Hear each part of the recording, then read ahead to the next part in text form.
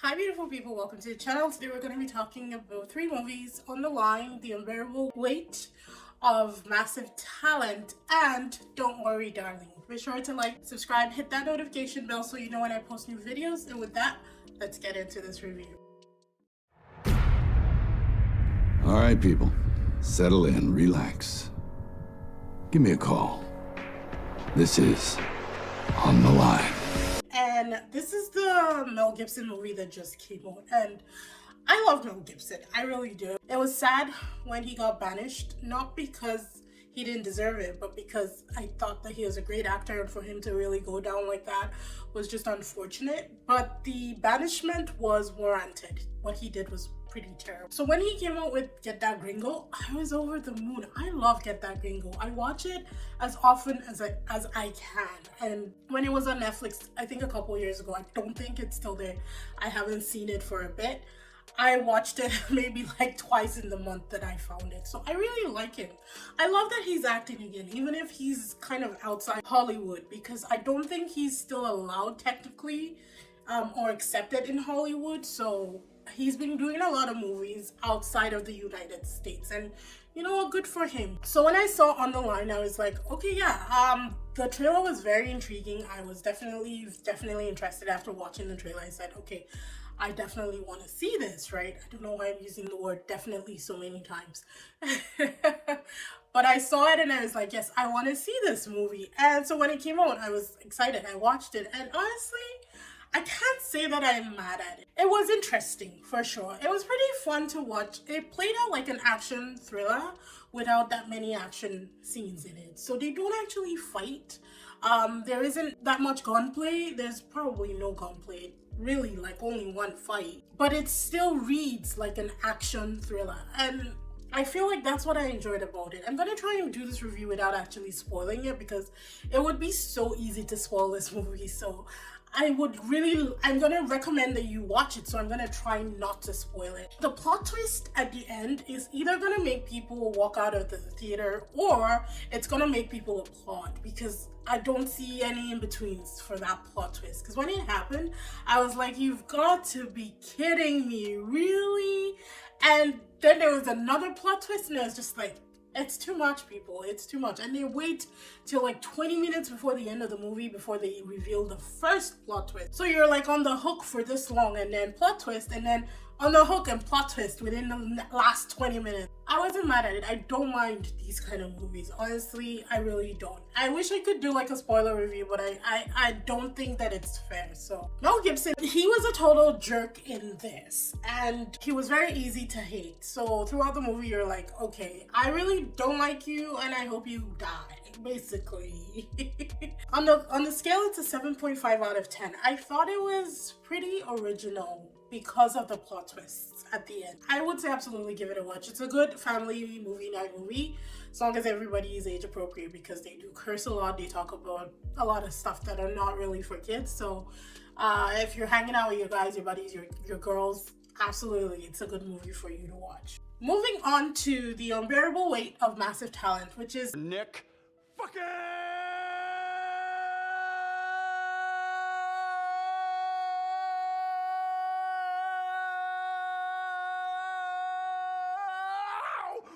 Cage! I saw the trailer for this, I don't know, like 6 months ago maybe?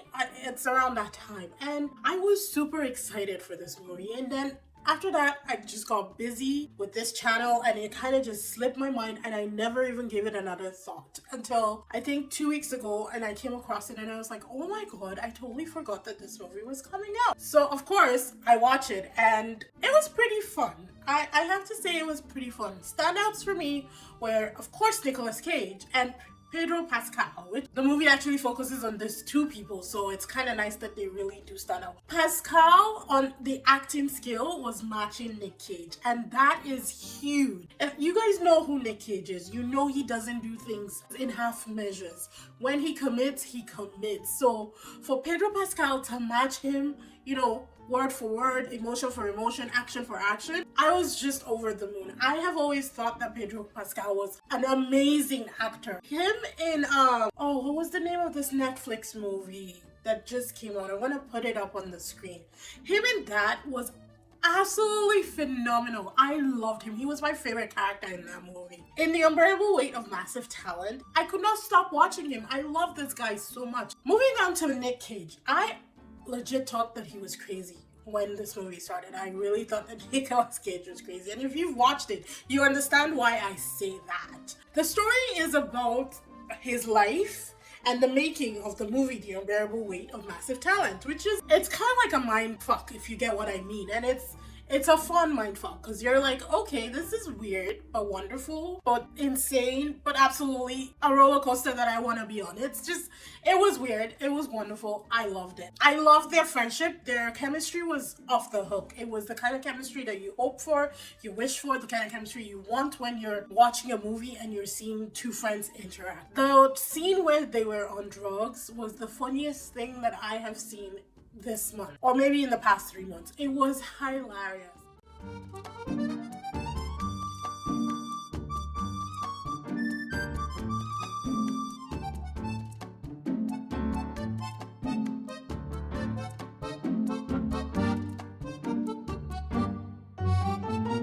I was laughing so hard, I was crying. I enjoyed it. I enjoyed the movie from beginning to the end. Weirdly enough, it seemed longer than it was, but I wasn't bored. So that's always a good thing for me if I'm not bored watching a movie. There were some things that, they're kind of like some plot holes that they didn't really fill, and some storylines that didn't really make sense. But you know what? Other than that, it was a movie to show you Nick Cage's talent, and they did that perfectly. He is one of the best actors of my time, for sure, and I think he deserves the big screen again. On the scale, it's another 7.5, and I totally recommend that you watch this at some point in time. Another good fun night movie, as long as everybody's age appropriate. Of course they curse, they do drugs, they smoke, they drink. So if everyone's age appropriate, it's a very, very great movie for you to relax and unwind to. And that brings us to our last movie, which is Don't Worry, Darling. Don't get me started on Don't Worry, Darling. I actually did a reaction video where I reacted to the entire movie like 2-3 weeks ago. And I have been trying to upload this stupid movie for weeks now. But every single time it comes up with a copyright claim, a copyright strike. And I will edit. I've been editing for 2 weeks, people, 2 weeks.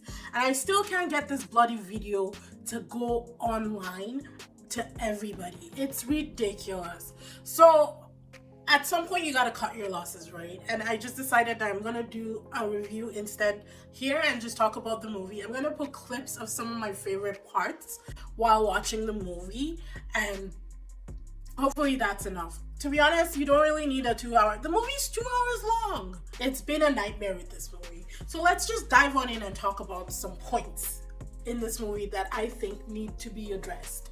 First off, this movie was an hour and a half too long. It should have been 45 minutes. It would have been direct, succinct, and straight to the point. Okay. Why are the eggs empty?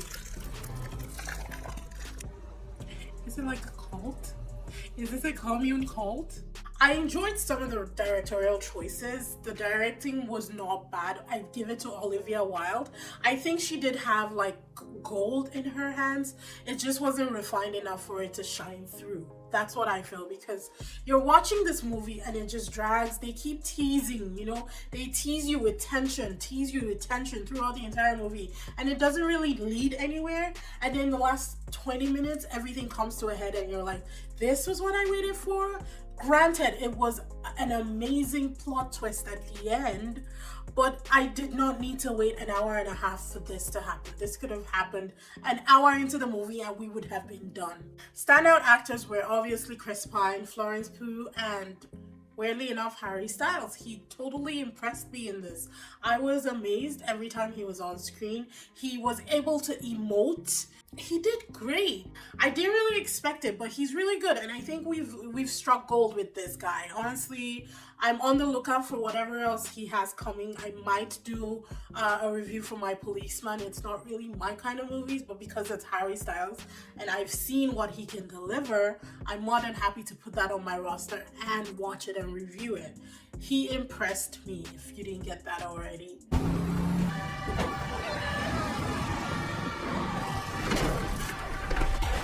Yes! Ooh, yes! I did not like that doctor. Keep going, Alice. Yes! Stupid man. But why though? That's what I. Oh, she turned it! This movie, I'm gonna be honest, I was bored. I thought that they could have done a lot of directing better. Some of the choices in direction I really didn't understand and really didn't like.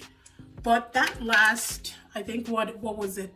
50, maybe 40 minutes of the movie? Yes. If that had somehow made it into more of the movie along the way, it would have made it for a great movie. I don't think that this movie needed to be 2 hours long. Not even close. This movie could have been 45 minutes long and it would have been spectacular because it would have been something new, concise, and straight to the point. I don't know, I hated the first half of this movie, the first half and a bit of this movie, and I kind of liked the end. I liked where the story was actually supposed to go. I liked why they were all in the Victory Project, how they got there, how she got there. I thought that that was actually really fascinating, you know?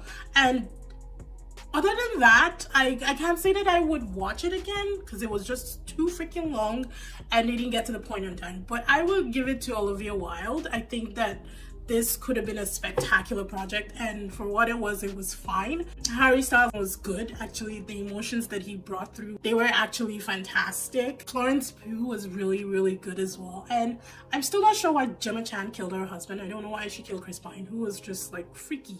Like, he was very eerie in this, and that's why he was supposed to give up, so props to him. I think he's a fantastic actor, but I don't know why she killed him in the end, so that's really confusing. Can I do some research to find that out? Of course. Am I gonna do some research to find it out? No. Ain't nobody got time for that. I just spent 2 hours on this movie. I'm not gonna put more time into reading in between the lines and figuring out why things went down, okay? On the scale, I will say this is a 6 out of 10. And all those points go to the last 30 minutes of the movie. Well, I hope you guys liked that. Thank you so much for tuning in. Don't forget to like, subscribe, hit that notification bell so you know when I post new videos. I'll see you in the next one. Bye!